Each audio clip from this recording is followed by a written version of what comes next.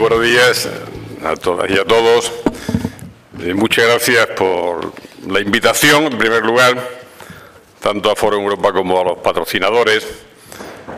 Desde el Gobierno de Andalucía nos dan la oportunidad, y eso siempre es de agradecer, de que expliquemos qué hacemos con la confianza que los ciudadanos nos dieron y el tiempo por el que nos la dieron, 4 años, todavía queda casi un año para las siguientes elecciones, y qué hacemos con los recursos que han puesto en nuestras manos. Y, por tanto, las oportunidades que tenemos de explicarlo, pues siempre las agradecemos. Intentaré hacer una referencia por el tiempo a casi todo de lo que es competencia de la Consejería de Fomento y Vivienda, aunque sea a veces de forma telegráfica en algunos casos, pero me van a permitir algunas reflexiones iniciales de carácter general. Tienen que ver también con el guante que se me lanza en relación con los recursos destinados al conjunto de políticas de infraestructura y también, lógicamente, a la conservación del patrimonio que se ha ido generando en estos últimos años en el conjunto de España y, de forma particular, en Andalucía. La infraestructura de transporte representan caminos compartidos y enlazan ciertamente proyectos comunes. Las autovías, las líneas ferroviarias, los metros, los tranvías, los aeropuertos, los puertos, son el hilo que pespuntea, hilvana y cohesiona territorialmente a un país. Y tienen una importancia fundamental también, junto a otros factores, desde luego, en el desarrollo económico, el empleo y en las perspectivas de prosperidad. Hay una correlación casi perfecta entre el stock de infraestructuras y la renta per cápita, en términos relativos. En el caso de Andalucía estamos hablando del 74,4% de stock de infraestructuras sobre la media y una correlación con 74,3% sobre PIB en términos de renta per cápita. Por tanto, es fundamental todo lo que hacemos y colocar la lupa y el análisis en lo que dejamos de hacer. En la medida que las infraestructuras son responsabilidad compartida, voy a referirme fundamentalmente a lo que compete al Gobierno de Andalucía, pero inevitablemente tengo que hacer referencia también a lo que es responsabilidad del Gobierno de la Nación. Ya no lo interpreten como excusa no pedida, ¿verdad? Pero quiero que acaben entendiendo que tenemos vocación de ser un Gobierno útil a los ciudadanos, no estamos para nada en el ámbito de la confrontación, pero sí estamos en el ámbito de la defensa irrenunciable de los legítimos intereses de Andalucía. Y, por tanto, cuando hacemos razonamientos que creen que estamos convencidos de que tienen una base sólida, no hacemos confrontación con el Gobierno de España. En todo caso, señalamos elementos que son vitales para nuestra prosperidad, que dependen de la responsabilidad de otro Gobierno y que, lógicamente, exigimos que se traten con los principios de la lógica, de la equidad, de aquello que España, como Estado miembro de la Unión Europea, ha contribuido a definir como políticas de desarrollo regional y de apoyo a la convergencia de los territorios menos favorecidos en Europa. Y, por tanto, cuando decimos que somos el 18% de españoles andaluces y exigimos al Gobierno que de lo que invierte, que es poco, luego me referiré al conjunto de lo que invierte, pero que de lo que invierte el 18% vaya a Andalucía, no estamos planteando nada que tenga que ver con la confrontación. Estamos planteando algo que es de absoluta y estricta justicia y, además, insisto, tiene que ver con esos principios que la Unión Europea consagra desde el punto de vista de la inversión a través de las políticas de desarrollo regional en el conjunto de Europa. Y realmente es poco entendible que se plantee esa defensa en Europa y cuando uno tiene la potestad de distribuir los recursos que maneja como Gobierno, esté en la antípoda de esos criterios, ¿verdad? Por tanto, primero principios y criterios y luego cifras. Pues eso son las cifras. Y cuando hablamos también de la capacidad que el propio Gobierno autónomo tiene para invertir en las infraestructuras que son de su competencia, a las que paso a hacer referencia de forma inmediata, tiene que ver también, evidentemente, con los recursos que la comunidad autónoma tiene y, por tanto, con la financiación autonómica. Elementos que formaron parte de una conversación hace pocas semanas de la presidenta del Gobierno de Andalucía, Susana Díaz, con el presidente del Gobierno de España, el señor Rajoy. Y se plantearon esos dos objetivos. Financiación autonómica, estamos por debajo de la media de la financiación del conjunto de comunidades autónomas. Los últimos 7 años, 5.600 millones de euros menos. 6 puntos de PIB y 200.000 empleos. No pedimos ningún trato privilegiado, pedimos un trato igualitario. Aunque a veces aparezca en el ámbito mediático como una referencia que yo creo que devalúa al final el debate político en términos de confrontación, para nada. Somos un gobierno que busca espacios de consenso, que busca soluciones útiles. Y de luego con el Gobierno de España, en todo aquello que es posible, lo hacemos. Yo ayer estuve con el ministro con el que tengo pendiente, como consecuencia de la entrevista que tuvo la presidenta con el señor Rajoy. Hace pocas semanas tengo pendiente una entrevista. Ayer estuve con él compartiendo la inauguración de la estación ferroviaria de Huelva.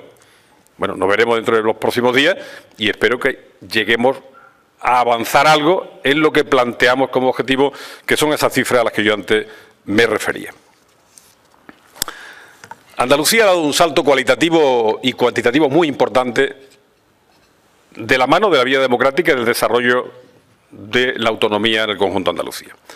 Si nos referimos a infraestructuras de comunicación terrestre por carretera, hay 24.000 kilómetros de vías en Andalucía, 10.500 son competencia del Gobierno de Andalucía, de ellos casi 1.978 son vías de alta capacidad, generadas durante el Gobierno autonómico, desde la vía que articula fundamentalmente Andalucía horizontalmente, que es la A92, con más de 500 kilómetros, a otras vías también importantes, de menor longitud, como es la Jerez-Los Barrios, la que estamos en desarrollo, que es la autovía del Olivar, la autovía de la Almanzora y otros elementos importantes, aunque de menor recorrido, pues el acceso norte a Sevilla, la comunicación entre Rota y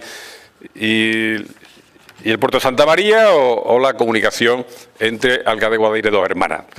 En esta legislatura de carencias, de limitación de recursos, hemos puesto en servicio 57 kilómetros de vías de alta capacidad en comunicación por carretera.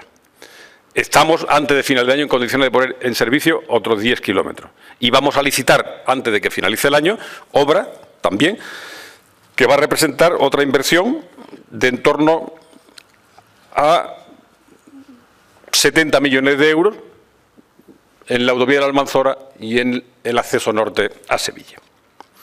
El 94% de la población andaluza reside a menos de 25 minutos de una vía de alta capacidad. Y por lo tanto, el avance ha sido notable.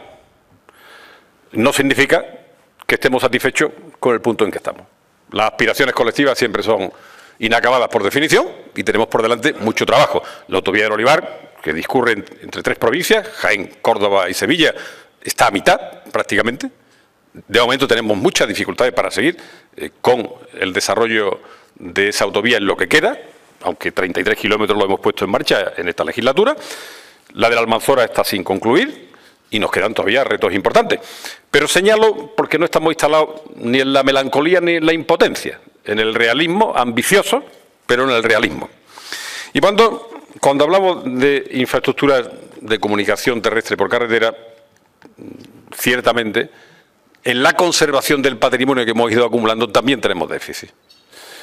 Los estándares, parece que veo a Juan, que es experto en el tema, ¿verdad? Desde la Asociación Española de la Carretera y de la referencia en Europa, el 2% del valor patrimonial deben ser los recursos que destinemos a la conservación si no queremos ir a la reconstrucción posterior, que vale 5 veces más, con el deterioro en términos de sufrimiento humano, de deterioro político, de influencia negativa del cambio climático y de peligrosidad y de accidentalidad, todo lo que representa. Bueno, pues Andalucía estamos dedicando aproximadamente la mitad en este momento. El conjunto del Estado menos. No nos consuela. Pero estos son los datos. ¿Y tiene que ver con qué? Con una reflexión que yo creo que el Estado español en su conjunto y el Gobierno de la Nación tiene que hacer. La crisis ha producido un impacto extraordinariamente grave en las cuentas públicas de todas las administraciones. Una buena parte de la contracción del gasto se ha producido en la inversión pública en general. Si nos referimos a la inversión en transporte, se ha producido una reducción de media en los países europeos del 4,38%, en España del 54%. Y el problema no es que se haya producido durante la crisis, sino que esa brutal contracción parece que tiene el riesgo de asentarse como referencia a través de la de conducirnos en los próximos años. Y eso es letal para la competitividad de las empresas y para el desarrollo del país. Y por lo tanto, esa reflexión, que no se puede resolver desde un gobierno autónomo, y menos desde una consejería, tiene que formar parte de los elementos que estén en lo alto de la mesa para que este país dirija los pasos en lo que están haciendo el conjunto de la economía de la Unión Europea. Estamos invirtiendo en todo tipo de infraestructuras, me he referido a infraestructura de transporte, pero en todo tipo de infraestructura, 54% de lo que invierten las 4 grandes economías europeas. Y si la referencia es Europa 28, estamos al 57%. Por tanto, es un elemento para el debate. Y tiene que ver con el mantenimiento y la conservación, tiene que ver con la generación de nuevas infraestructuras y tiene que ver con la gestión de esas infraestructuras. Por tanto, no elemento de confrontación, elemento de colocación de puntos para el debate y para el análisis. Con el Gobierno de la Nación, aparte de exigir las cosas que queremos, que están sólidamente fundamentadas, puntos de acuerdo los perseguimos allá donde sean posibles. Citaré 2. Uno de ellos, el reciente acuerdo con el alcalde de Sevilla y con el ministro de Fomento para intentar, estamos en los primeros pasos, pero yo creo que es sólido, construir la línea 3 del metro de Sevilla. Bueno, me referiré ahora a toda la infraestructura de carácter ferroviario, urbano y metropolitano que está desarrollando el Gobierno. Por lo tanto, búsqueda de puntos de entendimiento, de encuentro. El tren tranvía de la Bahía de Cádiz, que en un plazo corto se pondrá en explotación, es también un punto de encuentro entre el Gobierno de España y la Junta de Andalucía. Porque además es el primero de los sistemas que combinan soluciones tranviarias y ferroviarias que se va a poner en marcha en España. En Europa hay más experiencia y más tradición. En España será el primero. No tiene sentido construir una infraestructura tranviaria paralela a una ferroviaria ya existente, sería demencial, ¿verdad? Independientemente de quién sea el titular de la infraestructura, los ciudadanos lo que esperan es que se le dé el mejor servicio, porque las fronteras administrativas y las competencias de las administraciones no entienden nadie, en su sano juicio, que sea un obstáculo para la mejor prestación de los servicios públicos. Y por lo tanto hay puntos de encuentro.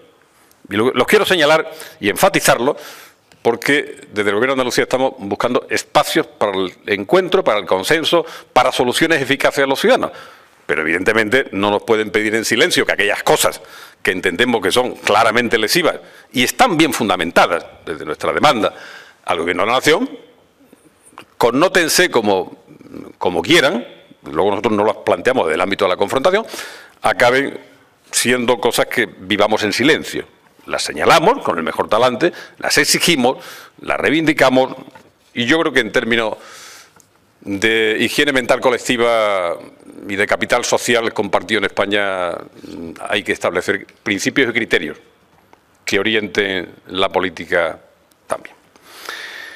Por lo tanto, inversión en materia de transporte ferroviario en Andalucía, 2.600 millones por el Gobierno de Andalucía, agregados en infraestructura ferroviaria de transporte urbano y metropolitano. El metro de Sevilla en funcionamiento, obra en ampliación hasta Alcalá de Guadaira, metro de Málaga en funcionamiento, ampliación de las 2 líneas en las que estamos trabajando en este momento, que tendrán una inversión a lo largo de los próximos meses, antes del final de año, de otros 70 millones de euros.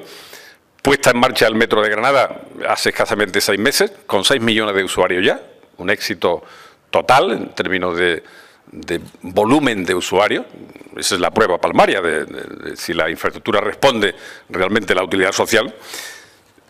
El tren tranvía de la Bahía que antes señalábamos, la recuperación del tranvía de Jaén construido pero lamentablemente no puesto en explotación, y yo confío que en plazo muy corto lo pongamos también en explotación. Bueno, un conjunto de elementos que conforman el año 2017, 33 millones de usuarios transportados en los sistemas metropolitanos. El horizonte para el 2020, que en términos políticos es pasado mañana, es 57 millones de andaluces que van a utilizar los sistemas de transporte ferroviarios, urbanos y metropolitanos. Ya el año 17, también en los consorcios de transporte que agrupan los diferentes elementos modales, bus, bicicletas, ¿verdad? Metros, tranvías, han sido 63 los millones de usuarios en el año 2017. Por tanto, no solo es importante ir construyendo nuevas infraestructuras, sino gestionarlas de forma racional, también independientemente de quién sea el competente, un ayuntamiento, una diputación, el gobierno regional o el gobierno de la nación. Integración para que seamos capaces de persuadir a los ciudadanos de que utilicen el transporte público como mejor solución. No les quiero señalar lo que ustedes ya saben, ¿verdad? Ahí hablamos de calidad del aire y hablamos de enfermedades, 400.000 muertes prematuras estimadas en Europa como consecuencia de la mala calidad del aire. Es más virtuoso invertir aparentemente en salud para corregir sufrimiento evitable, o es más inteligente invertir en generación de infraestructuras que eviten problemas. Bueno, pues este es un debate que yo creo que debería estar más o menos claro, ¿verdad? Nosotros lo tenemos claro. Y estamos haciendo, no tratando de compararnos con nadie, un esfuerzo importante en la generación de estas infraestructuras. Tiene que ver con seguridad en el transporte, la proporción entre la seguridad entre un transporte ferroviario y un bus es de 1 a 3, entre el ferroviario y el coche de 1 a 30, entre el ferroviario y la motocicleta de 1 a 100. Tiene que ver con los tiempos de desplazamiento, bueno, tiene que ver con un conjunto de elementos que tiene que formar parte, al final, de lo que supone un horizonte compartido si queremos que las ciudades sean habitables. Puertos. Andalucía tiene 945 kilómetros de costa, el sistema portuario andaluz es el más importante de España, 7 puertos de interés general del Estado, con 86.000 empleos asociados, 37 puertos de competencia del Gobierno de Andalucía, las referencias son pesqueras, náutico-recreativas. Estamos haciendo también un esfuerzo de mejora, de integración puerto-ciudad, de ampliación de los espacios de operatividad como motores de desarrollo económico y, por tanto, creemos que ahí también, desde la perspectiva turística, Andalucía va a recibir en el año 2018 más de 30 millones de visitantes. Hay una parte ligada al ámbito costero, al turismo, a la actividad náutico-recreativa y, por tanto, para nosotros es un tema también muy importante. En la última década, Andalucía ha duplicado el número de atraques. Bueno, 22.400 atraques deportivos, de forma que, bueno, pues vayamos también avanzando en un elemento que es primordial para la economía andaluza. Me referiré luego al sistema portuario del Estado y a la Red Transeuropea de Transporte en materia ferroviaria, me parece que merece un apartado específico. Desde ese punto de vista, Andalucía, que es periférica geográficamente en Europa, está ocupando un papel de centralidad derivado de la globalización y del creciente flujo mundial de mercancías. El tráfico de mercancía a nivel mundial se duplica cada 15 años, al doble de ritmo que crece el empleo y que crece el crecimiento de la actividad económica, y por tanto nuestra posición en ese flujo mundial de mercancía central, entre Asia y América, Asia, Europa y África, con un horizonte de crecimiento muy importante en los próximos años, representa oportunidades para Andalucía que no estamos dispuestos a desaprovechar.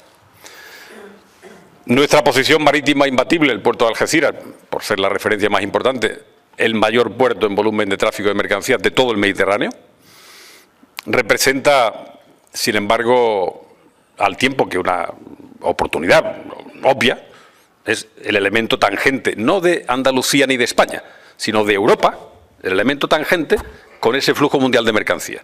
Por lo tanto, no es casualidad que la planificación que la Unión Europea hizo en el 2013 sobre la Red Transeuropea de Transporte en materia ferroviaria, Algeciras fuese el origen de dos de los corredores, el Atlántico y el Mediterráneo. Pero la eficacia de la logística, del movimiento de mercancías, en un mundo como el que estamos, tiene que ver con el manejo de la intermodalidad, de la vía marítima, de la ferroviaria, de la carretera, de la aeroportuaria y de los nodos logísticos que integran todos esos elementos intermodales. El Gobierno de Andalucía tiene competencia en materia de logística, ha invertido 200 millones de euros en el desarrollo de áreas logísticas, 11, 7 en base portuaria y 4 en el interior. Tenemos un compromiso hasta el 2020 de otros 200 millones de euros, pero nuestro eslabón débil es el ferroviario. Y la fortaleza de una cadena se mide por la fortaleza del eslabón más débil, y ese es el ferroviario. Y le pedimos al Gobierno, por tanto, no desde la confrontación, sino desde el cumplimiento de lo definido en el 2013 en el Reglamento 1315 de la Unión Europea, que se cumpla con lo establecido allí en plazos, en inversiones y en características de la inversión en materia ferroviaria. Y hablamos del corredor mediterráneo, que, bueno, aunque sea una reiteración, no es solo el litoral en el que estamos enormemente interesados, porque además Almería está en el litoral del Levante, pero el corredor mediterráneo tiene dos ramales, el litoral y el central. Y por lo tanto, aunque a nivel de opinión pública aparece más el litoral, porque hay un grupo potente haciendo un lobby muy interesante de promoción y de desarrollo del litoral, cosa que alabamos, pero no le vamos a dejar al Gobierno que se olvide de que ese ramal central, coincidente con el corredor atlántico, es vital también para la economía de Andalucía. Los mayores incentivos a la localización empresarial que le podemos dar a las empresas son precisamente que no tengan un hándicap desde la perspectiva del manejo inteligente en el tiempo y en el espacio de las mercancías, que es la logística, porque tiene mucho que ver con su cuenta de resultados, con su capacidad de competir y, por tanto, con el mantenimiento y la generación de empleo. Cuando ahí hay un elemento básico para nosotros, incluido el eje ferroviario transversal de Andalucía. Reproche hecho a la Junta en ocasiones, porque fue un compromiso que en el año 2004 el Gobierno de Andalucía asumió, consciente de que era la A92 ferroviaria de Andalucía. Se invirtieron 270 millones de euros, la obra se paró, pero esa obra, desde nuestro punto de vista, tiene que ser continuada por el Gobierno de España. ¿Por qué? Porque después del 2004 viene el 2013, y en el 2013 la Unión Europea define como de interés de Europa ese eje ferroviario transversal, que une Sevilla-Marchena, Antequera, Granada, Almería. Por cierto, Granada con 3 años de aislamiento ferroviario, algo absolutamente inaceptable para una ciudad y para una provincia que tiene, en fin, muchos pilares que sostienen su economía, pero de luego uno de ellos es el turismo, y la movilidad asociada al turismo es fundamental. Por lo tanto, no desde el reproche, sino desde la exigencia más que razonable. Yo al ministro le he planteado con la mayor cordialidad, cuando se demanda que el Gobierno de Andalucía continúe ese eje ferroviario transversal de Andalucía. Ministro, cuando me digas una comunidad autónoma de España a la que le estés pidiendo que haga un tramo de la red transeuropea de transporte en materia ferroviaria, pídeselo a Andalucía. Antes no. Como no hay ninguno, ¿verdad? Lo que le estoy diciendo al Ministerio es que acabe entendiéndolo al revés, que una infraestructura que debe ser desarrollada por el Gobierno de la Nación, incluido el mecanismo Conectar Europa, que tiene 50.000 millones de euros para poder ayudar a los Estados a definirlo, porque se ha encontrado con una entrega a cuenta en especie de 270 millones de euros, que es la obra hecha por la Junta de Andalucía. Este es el razonamiento. Salvo que acaben diciéndome que hay alguna comunidad autónoma de España a la que el Gobierno le ha pedido que ejecute parte de la red transeuropea de transporte. Por lo tanto, nada de confrontación, sí de elementos para el análisis que creemos que tienen solidez suficiente como para que sean atendidos por parte del Gobierno de la Nación. Hay elementos también importantes, que por la premura del tiempo tampoco quiero extenderme más en esto, hablaré algo brevemente del tema de vivienda, que es el corredor de la Costa del Sol. No hay ninguna ciudad en España que tenga más de 100.000 habitantes que no tenga comunicación ferroviaria. Hablamos de Marbella, pero hablamos desde Estepona hasta Málaga, que realmente es una ciudad lineal, con problemas de movilidad presente y en el medio plazo más importante si no somos capaces de aportar una solución.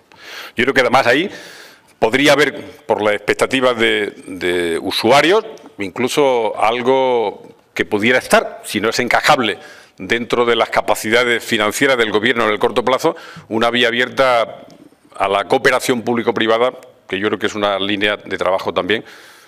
Cuando queremos traernos al presente cosas que no nos permite la situación, porque estarían en el futuro con nuestras capacidades, pues seguramente ese elemento de reflexión podría ser útil.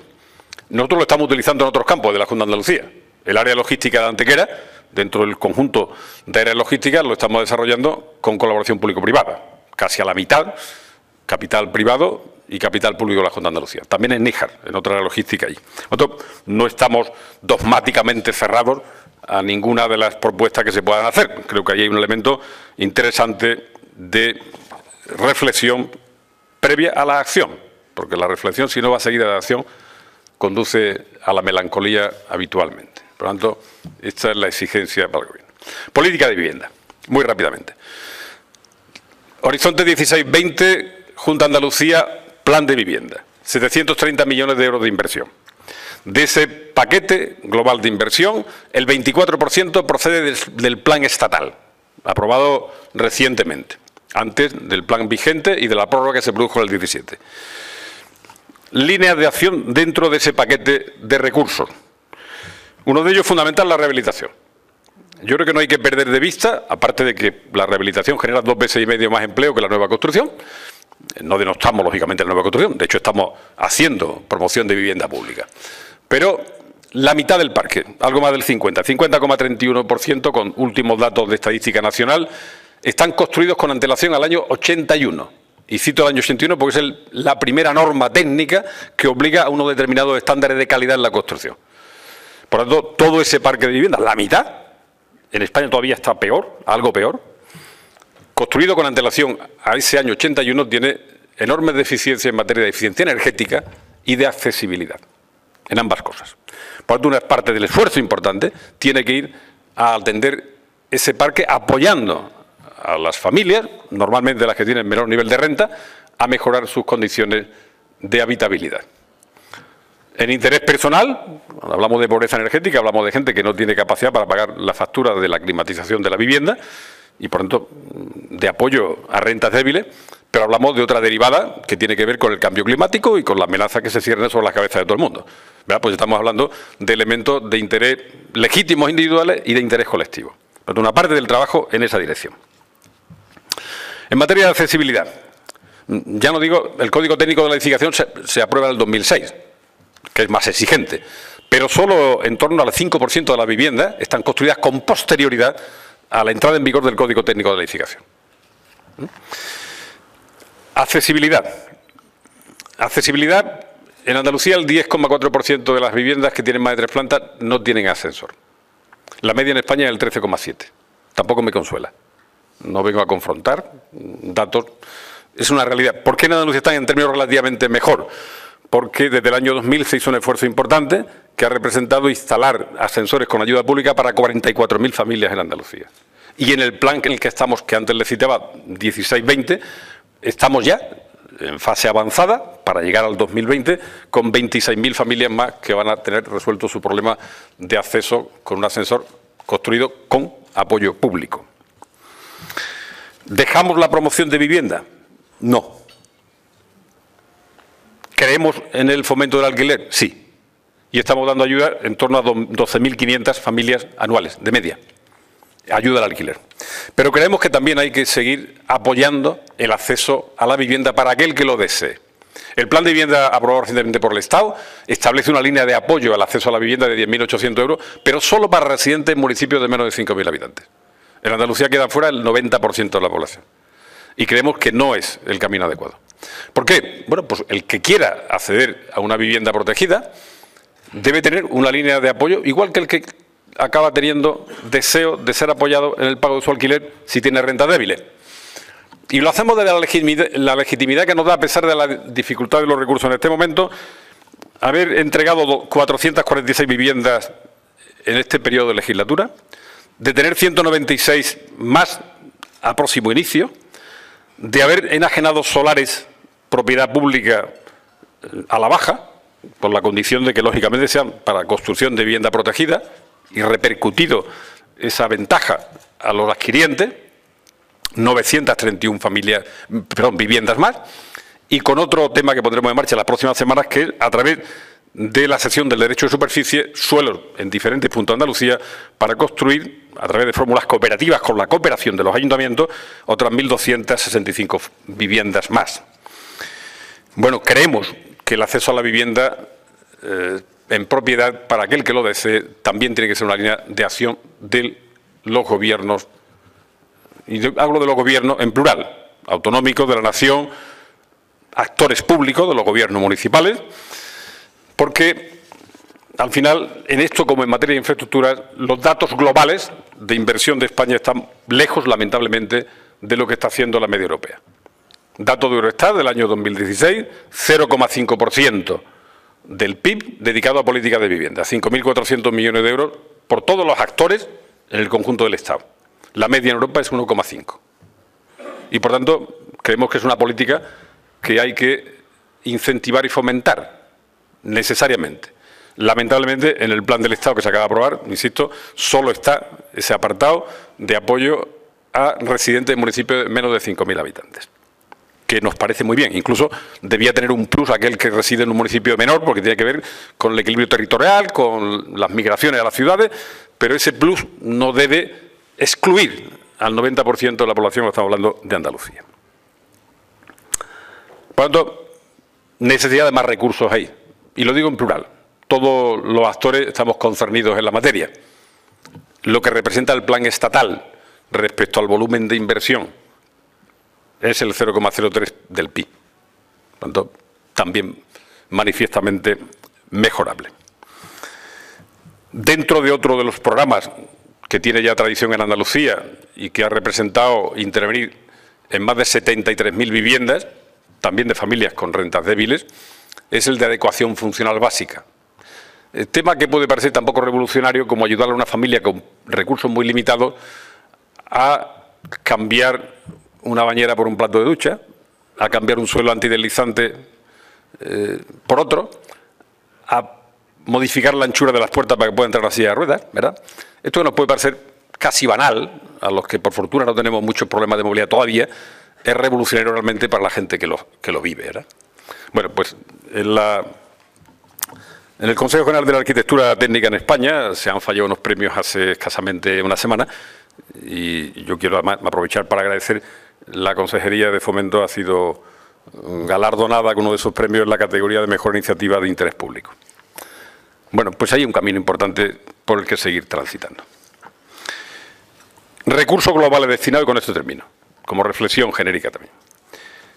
El Gobierno de Andalucía está destinando, respecto al momento en que tocó suelo la inversión en materia de infraestructuras y vivienda, que fue el 2013, con 547 millones de euros, el presupuesto del año 2018 son 857. Crecemos un 49%.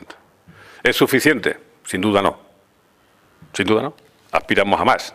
Aspiramos a más porque estamos convencidos y nos sentimos concernidos cuando hacemos la referencia a la inversión del conjunto del Estado español, de todas las administraciones públicas, Gobierno de España, comunidades autónomas, diputaciones, ayuntamientos, que nos sitúa en algo más de la mitad de lo que invierte las 4 grandes economías en Europa. Pero nosotros estamos haciendo un esfuerzo con nuestros limitados recursos porque crezca la inversión en materia de infraestructura. Pues estamos convencidos de esa correlación que antes decíamos, el extoso en infraestructuras y el PIB per cápita en una región. Pero pedimos al Estado que haga un análisis parecido. Desde el punto en que toca a fondo la inversión del Estado en materia de infraestructuras, que fue 2014 hasta el año 2018, el crecimiento es del 9%, solo del 9%. Y cuando hay necesidad, si no queremos perder también el tren en esto, que seamos capaces de avanzar. Ya hablábamos antes de red transeuropea de transporte y de ferrocarril y de transporte, energía y cambio climático. Bueno, en el eje transporte-energía en Europa en el 2030, que en términos políticos es pasamañana, lo que se pide es que la media del tránsito de mercancías que tenga desplazamiento superior a los 300 kilómetros, al menos el 30% sea en modo ferroviario o fluvial. La media en Europa está en el 17,9, casi 18%. En España está en torno al 4%. Yo creo que llegar al 30% en la media europea será complicado, pero en España será directamente imposible si seguimos con estos niveles y estos ritmos de inversión. Y, por tanto, ahí hay un elemento para la reflexión. Y lo quiero dejar aquí puesto de manifiesto porque, aunque no sea un elemento que podamos resolver desde el Gobierno de Andalucía, quizás tenga que ver con que el año 17, al final, con datos también de Eurostat, los ingresos fiscales en España han sido el 37,9%, 45,2% en Alemania, 46,6% en Italia y 53,9% en Francia. Un debate de carácter político nacional que al menos debe ser tenido en cuenta y considerado. Porque en Andalucía estamos buscando un punto de encuentro entre el sostenimiento de los pilares básicos de una sociedad decente, que es la salud, la educación, la atención a la dependencia, por cierto, hecho casi a pulmón, en el 80% de los recursos que se destinan por parte del Gobierno de Andalucía. Y a eso no vamos a renunciar. Yo me siento orgulloso de estar en un Gobierno que tiene esos principios bien asentados, la presidenta lo tiene extraordinariamente claro, pero tenemos que buscar ese punto de encuentro en que efectivamente los elementos nutricios para mantener la actividad económica, el empleo, la competitividad y, por tanto, lo que alimenta el flujo de ingresos de las administraciones públicas, que tiene que ver con el impuesto de sociedades, con el IVA, con el IRPF, con lo que en definitiva es la actividad económica, acabe también avanzando y prosperando. Bueno, en ese punto de encuentro es en el que estamos. Yo creo que se debe hacer un ejercicio de reflexión sobre ese tema si no queremos perder la comba. Y si poco es lo contenido en los presupuestos en materia de inversión, menos es lo ejecutado. Datos del año 2017, solo el 8,5% de lo licitado en España fue licitado en Andalucía. Del 8,5% al 18% de andaluces españoles, pues díganme el salto que queda. Bueno, estas son las cosas que yo pretendo hablar con el ministro en la próxima entrevista que tengamos, con toda la cordialidad, pero con toda la contundencia, porque ciertamente, como decía, la defensa de los intereses legítimos de Andalucía es absolutamente irrenunciable. Y, por tanto, en esa dirección vamos a seguir caminando, incrementando los recursos disponibles en el ámbito de nuestras competencias, exigiendo que España como Estado se comporte con Andalucía y con el resto de las comunidades autónomas, pero hablo por Andalucía, se comporte con arreglo a esos principios que ha contribuido a definir en el seno de la Unión Europea para facilitar la convergencia. Y no exactamente la antípoda de esos principios. Parece paradójico que uno se siente en Bruselas defendiendo esta política de cohesión y cuando tiene que aplicarla en la toma de decisiones del Gobierno de España se haga exactamente lo contrario.